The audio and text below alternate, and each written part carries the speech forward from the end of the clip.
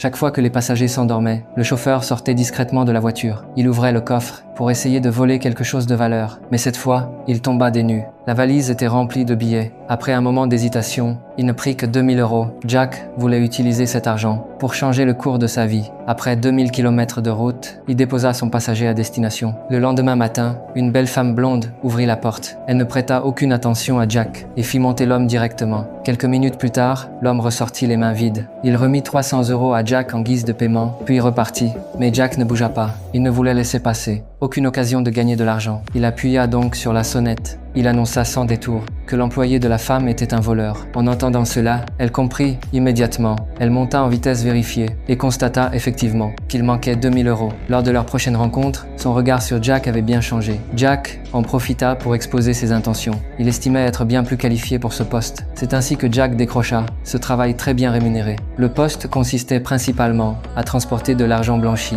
C'était extrêmement lucratif. Chaque transport rapportait au moins 10 000 €. Le travail semblait simple en apparence, mais la réalité fut tout autre. Un soir, en France, Jack fut brusquement arrêté par la police pour un contrôle. Les agents découvrirent alors 1 million d'euros en liquide dans son coffre. Jack expliqua que c'était l'argent de la vente de sa maison. Mais les policiers n'étaient pas nés de la dernière pluie. Voyant qu'il refusait de parler, ils décidèrent de lui mettre la pression.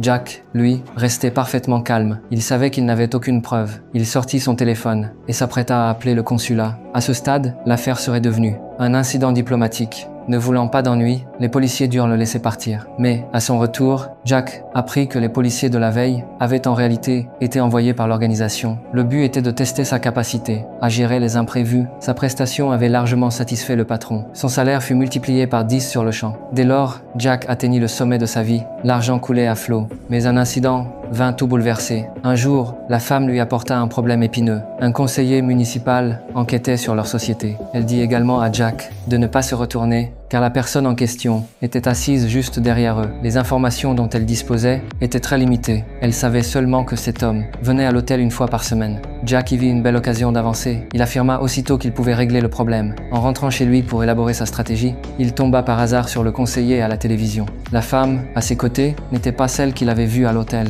Jack comprit instantanément